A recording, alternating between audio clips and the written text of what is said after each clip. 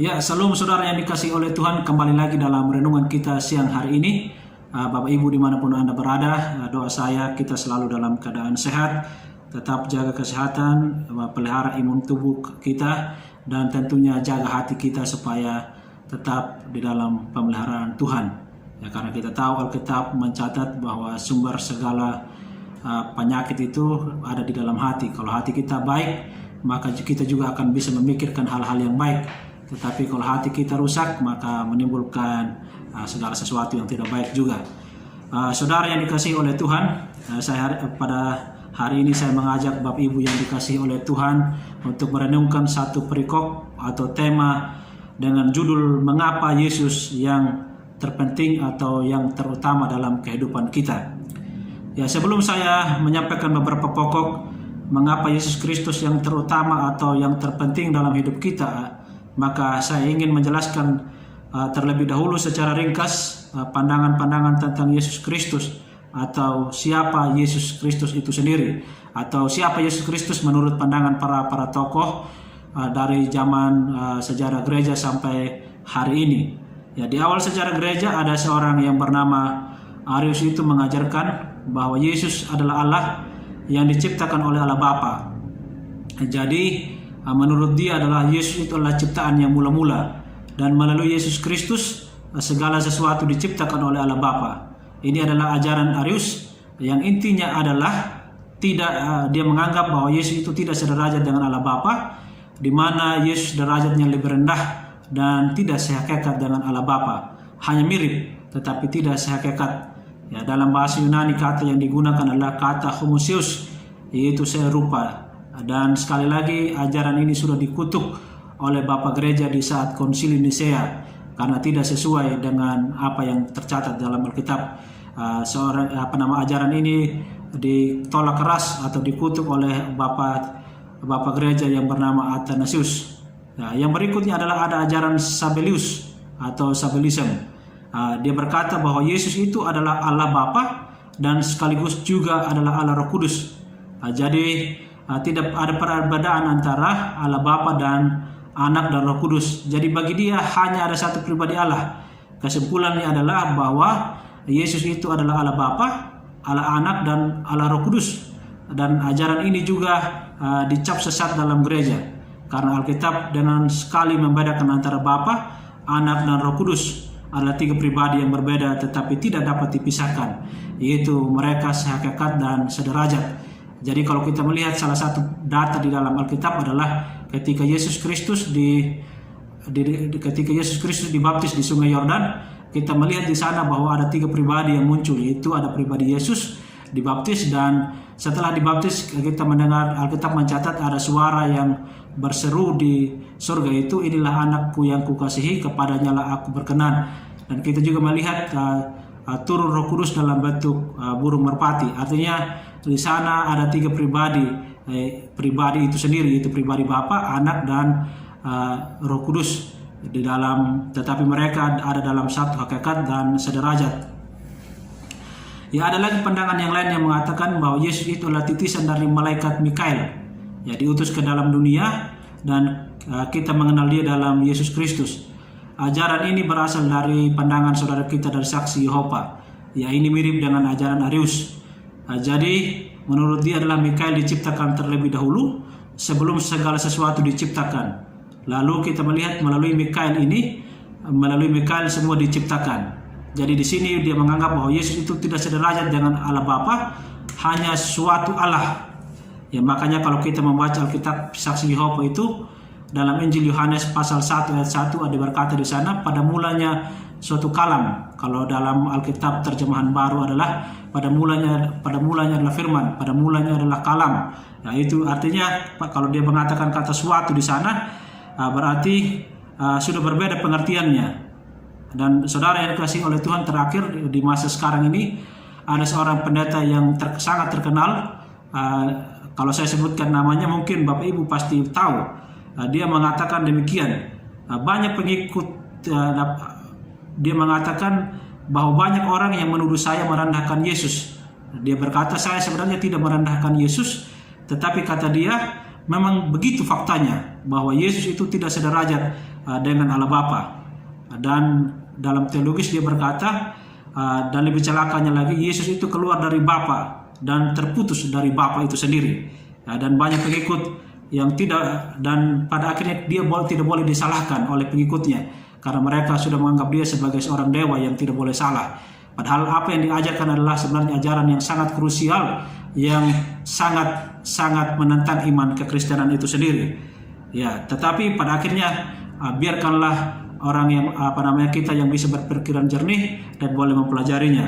Itu salah satu pendeta terkenal yang sangat familiar di Republik ini.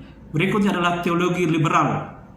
Ya, di suatu sisi dia berkata dia hanya menerima Yesus sebagai manusia yang mempunyai moral tinggi. Artinya Yesus itu bukanlah Tuhan, hanyalah manusia. Teologi liberal ini ada di Indonesia dan sangat luas. Ya, bukan hanya di Indonesia ya Bapak Ibu yang dikasih oleh Tuhan, di dunia ini pun sudah banyak. Ya, teologi liberal menolak hal-hal yang bersifat natural, supranatural. Artinya Yesus membangkitkan orang mati, Yesus menyembuhkan orang sakit, tidak masuk di dalam kamusnya atau cara berpikirnya. Ya, jadi cerita tentang Yesus Kristus, siapa Yesus Kristus ini sangat berbeda ya. Banyak pandangan yang mengatakan tentang siapa Yesus, tetapi pada akhirnya tidak membicarakan secara jelas apa yang Alkitab catat. Ya, ada satu cerita dari gereja di Indonesia bagian timur. Dia bertanya kepada temannya, apakah kamu masih mengajarkan bahwa Yesus itu adalah Allah? Dan temannya itu berkata iya. Lalu dia bertanya balik, apakah kamu mengajarkan bahwa Yesus itu adalah Tuhan? Dia berkata iya. Tapi secara pribadi dia sudah tidak percaya lagi bahwa Yesus itu adalah Tuhan. Karena baginya saya hanya mengajarkan ini hanya untuk memenuhi apa yang diajarkan, apa yang dikatakan oleh sinode. Karena kalau dia tidak mengikuti ajaran yang dikatakan oleh sinode, maka dia akan dipecat atau dicabut kependetaannya. Nah, itulah tadi secara ringkas ya. Jadi siapakah Yesus? Alkitab jelas sekali mengajarkan kepada kita dengan teliti dari Kejadian sampai Wahyu bahwa Yesus adalah Allah dan Tuhan. Itulah sebabnya Yesus menjadi supremasi dalam kehidupan kita. Nah, itulah sebabnya Yesus yang utama dalam iman kita. Kita melihat beberapa alasan mengapa Yesus yang menjadi yang terutama dalam kehidupan kita. Mengapa kita harus menyembah Yesus? Yang pertama adalah karena Yesus Kristus adalah Allah pencipta. Dalam kitab Kejadian 1 ayat 1 sampai 3 ya, kalau kita membaca dengan teliti, kita bisa melihat di sana di dalam penciptaan nyata karya Allah Tritunggal. Di sana di dalam ayat pertama dikatakan pada mulanya Allah menciptakan langit dan bumi. Ini merujuk kepada tindakan Allah Bapa yang mencipta. Lalu kedua, di dalam ayat yang kedua, bumi belum berbentuk dan kosong. Gelap gulita meliputi samudera raya dan Roh Allah melayang di atas permukaan air. Ya, sedangkan yang menjadi aktual atau terrealisasinya apa yang diciptakan oleh Allah Bapa ya adalah melalui Roh Kudus. Lalu ayat ketiga muncul istilah firman. Ya, berfirmanlah Allah lalu jadilah terang. Apa yang diciptakan oleh Allah Bapa itu diciptakan melalui firman. Tidak ada satupun yang diciptakan oleh Allah Bapa yang tidak menggunakan firman atau tidak menggunakan agen lain apapun. Dan apa yang diciptakan oleh Allah Bapa melalui firman itu terjadi melalui kuasa Roh Kudus. Dan jadilah penciptaan karya Allah Bapa melalui firman dan jadi dalam Roh Kudus. Jadi kalau kita melihat dalam konteks ini, Yesus itu siapa? Atau Logos itu siapa? Dia adalah pencipta kita dan pencipta alam semesta. Nah, kita melihat lagi di ayat yang lain di dalam Injil Yohanes 1 ayat 3. Kata dia adalah siapa Logos itu tadi? Yaitu firman. Kalau kita dengan teliti dari ayat pertama, istilah dia di situ adalah Logos. Dalam King James Version dikatakan dijadikan oleh dia. Di dalam NE5 di sana berkata, through him all things we are made. Artinya melalui dia segala sesuatu diciptakan, segala sesuatu dijadikan. Agak sedikit berbeda ya kalau kita melihat, tetapi keduanya sama-sama benarnya karena kita melihat Allah Bapa mencipta melalui Yesus Kristus.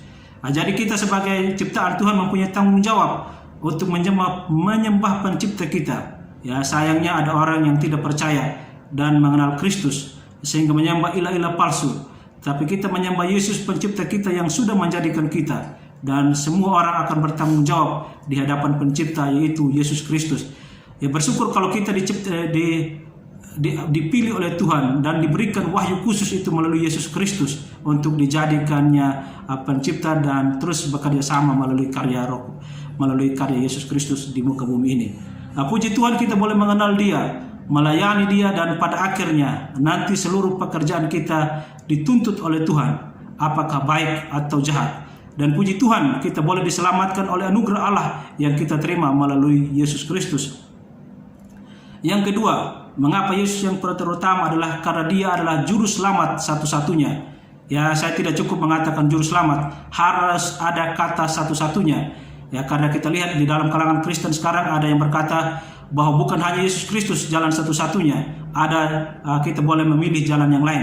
Ya, kita yang percaya, kalau kita melihat dalam Yohanes 3 ayat 16, kita yang percaya kepada Yesus tidak binasa. Konsekuensi logisnya, mereka yang tidak percaya akan binasa. Tidak ada pilihan lain. Ya, Injil Matius 20 ayat 28, bagaimana cara Yesus menyelamatkan kita? Ya, dengan memberikan nyawanya. Kita tidak boleh melihat ayat ini dengan pengertian yang sempit. Ya, ayat ini juga berbicara tentang ketaatan Yesus dari lahir sampai mati. Ya, itu yang mendatangkan hidup yang kekal. Mengapa demikian? Karena Adam yang di Taman Eden tidak taat menyebabkan dia gagal, yang menyebabkan kita semua mati. Mengapa kita tidak hidup selama-lamanya? Karena Adam tidak taat. Tetapi Adam yang kedua, yaitu melalui Yesus Kristus, ya, dia taat sampai mati. Kita bisa melihat dia di dalam kitab Roma. Bahkan hukum Taurat pun melalui Yesus Kristus, taat itu sebagai suatu standar yang menguji ketaatan Yesus dalam kemanusiaannya. Yesus penuhi semua. Tidak ada satu pun yang dibiarkannya gugur, termasuk pada waktu bayi dia disunat pada hari ke-8. Pada hari ke-8, kecuali hukum Taurat yang dibuat oleh ahli Taurat yang tidak berdasarkan Taurat yang ditulis oleh Musa, itu tidak dia ikuti. Itulah Yesus Kristus kritik kepada orang Farisi dan ahli Taurat, misalnya basuh tangan, ya, ada upacara sendiri, itu adalah tambahan dari orang-orang Yahudi. Yesus memilih untuk tidak memilih aturan manusia. Yesus tidak berdosa. Di dalam kitab Ibrani berkata bahwa Yesus sama dengan kita, tetapi yang membedakan kemanusiaan Yesus dan kita adalah Dia tidak berdosa. Maka dengan demikian, Yesus boleh mengklaim Dia membebaskan kita, tetapi apakah kita bisa menerima hidup kekal tanpa dosa dibereskan? Tidak bisa, saudara-saudara, kecuali dosa dibereskan selain melalui kematian Tuhan Yesus, dibereskan melalui kematian Tuhan Yesus di atas kayu salib. Setelah dosa dibereskan, barulah kita menerima hidup yang kekal. Ya, tidak ada satupun pemuka agama atau ahli filsafat yang mampu menyelamatkan kita dari murka dosa selain daripada Yesus Kristus. Semua orang mengajarkan hal-hal yang baik, ya. Dengan demikian, hal ini menegaskan bahwa Dialah satu-satunya juru selamat. Percaya Yesus selamat, ya. Tidak percaya Yesus binasa. Ya, inilah sebenarnya khotbah Alkitabiah. Kalau mimbar berkata silakan berbuat baik kepada tetangga, tetapi kalau tidak ada Yesus di dalamnya, tidak ada Yesus yang berkorban untuk kita, yang mengklaim hidup kekal bagi kita, tidak ada pemberitaan mengenai Yesus Kristus sebagai Tuhan dan Juru Selamat, itu adalah kekeliruan yang besar di dalam gereja. Yesus Kristus satu-satunya Juru Selamat merupakan inti khotbah dari setiap gereja. Ya, harus disampaikan bahwa Yesus itu menjadi bintang utama dari setiap pemberitaan firman Tuhan. Ya, khotbah moral tidak pernah menyelamatkan manusia. Kalau hanya khotbah moral, banyak pemuka agama lain yang lebih hebat dari seorang pendeta. Tetapi kita yang membedakan kita adalah menyampaikan keselamatan kepada semua orang, menyampaikan bahwa hanya satu-satunya jalan keselamatan melalui Yesus Kristus itu sendiri. Itulah poin penting dari sebuah kekristenan, dari kekristenan. Alasan yang terakhir adalah hanya di dalam Kristus kita mempunyai kepastian keselamatan. Ada orang Kristen yang percaya Yesus kemudian ia bergantung. Kalau saya bisa memelihara iman saya bisa selamat. Kalau tidak, saya akan binasa. Ya, ada juga yang bilang kalau saya Kristen, ya saya jadi Kristen percaya Kristus, saya diselamatkan oleh Tuhan. Tetapi kalau saya tidak menjaga hidup saya berbuat dosa, maka keselamatan saya bisa hilang. Pandangan-pandangan seperti ini, ya saudara yang dikasihi oleh Tuhan, tidak alkitabiah. Karena kalau kita menerima pandangan seperti ini, bahwa keselamatan itu bergantung kepada Tuhan, tapi juga tidak hanya bergantung kepada Tuhan, tapi bergantung juga kepada manusia. Kalau bergantung kepada manusia, apa bedanya dengan apa yang diajarkan oleh agama lain? Melalui perbuatan baik. berbuat kepada nanti di surga ditimbang mana yang lebih berat. Itu ajaran dari saudara-saudara kita di luar sana. Kristen tidak mengajarkan demikian, saudara yang dikasihi oleh Tuhan. Kekristenan mengajarkan bahwa yang menyelamatkan kita adalah Tuhan. Iya, yang menyelamatkan kita adalah Tuhan. Yang mengukir iman kita di dalam kita juga adalah Tuhan. Yang menjaga supaya iman kita tidak gugur juga adalah Tuhan. Keselamatan kita bergantung mutlak kepada anugerah Tuhan. Nah, kalau kita membaca dalam Yohanes 10 ayat 8, ayat ini dengan jelas mengatakan, ya, dan tidak seorang pun yang dapat merebut kita dari tangan Tuhan atau dari tanganku, kata Tuhan. Maka dalam pengertian ini tidak ada Kristen sejati yang bisa murtad. Yang murtad itu hanyalah kambing. Ya, banyak kambing di dalam gereja, dan tugas kita adalah memeriksa diri kita. Sungguhkah kita menerima Dia sebagai juru selamat satu-satunya? Atau kita ke gereja hanya ikut-ikutan? Atau karena suami atau pacar saudara adalah orang Kristen, maka kalian pergi ke gereja? Nah, ini adalah sesuatu yang harus diperiksa di dalam diri kita. Atau kita mungkin sudah Kristen dari lahir, atau papa mama kita dari dulunya sudah Kristen, saya ikut menjadi Kristen. Nah, kalau kita belum sungguh-sungguh menerima Yesus, kita sebagai juru selamat, ya juru selamat sekalipun, maka sekalipun Anda seorang majelis jemaat, bahkan pendeta-pendeta, orang yang demikian juga nantinya bisa murtad. Dia pergi karena memang bukan milik Kristus. Itulah sebabnya ada banyak pendeta yang pindah agama. Ya, lalu setelah mereka pindah agama, mereka rajin sekali berdakwah atau berkhotbah menjelek-jelekkan iman Kristen.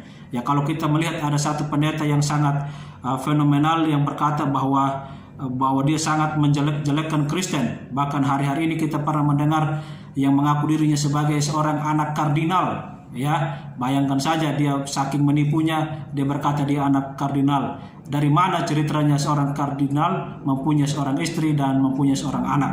Nah, itu adalah kekeliruan. Tapi pada intinya dia sangat dipercaya ketika dia sudah meninggalkan Yesus. Tetapi ini sebenarnya saudara yang dikasihi oleh Tuhan, biarkan saja dia pergi, karena Tuhan sedang memisahkan kita dari kambing dan domba. Kalau dia domba, kalau kita domba, maka kita akan tetap kepada Kristus. Tapi kalau dia kambing, Tuhan akan memisahkan cepat atau lambat.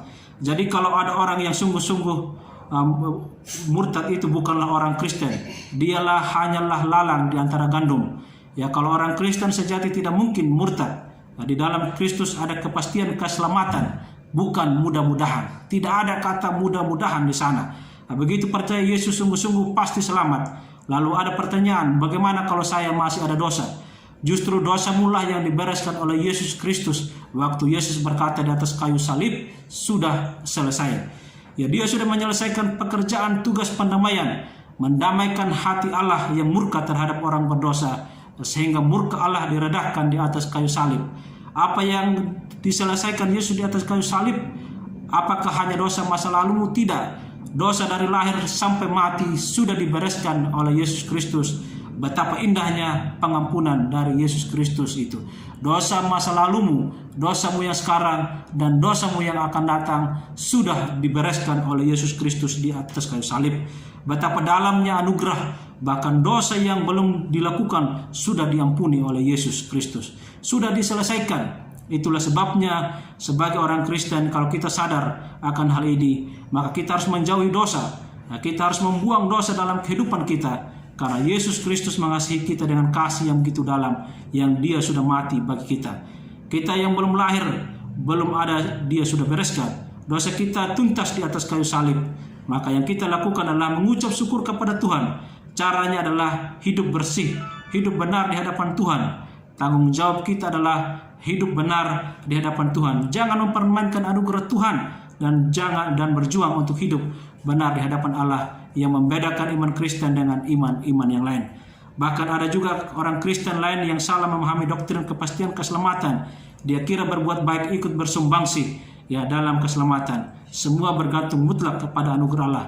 Mari kita tata hidup kita sesuai dengan kehendak Allah. Anugerah Tuhan yang begitu besar dalam hidup kita, yang sangat besar dalam hidup kita, menyelamatkan kita dan membereskan dosa kita dari masa lalu sampai masa yang akan datang pun dia sudah beres. Oleh karena itu saudara yang dikasihi oleh Tuhan, itulah poin penting tadi yang mau saya sampaikan, mengapa Yesus yang terutama dalam hidup kita.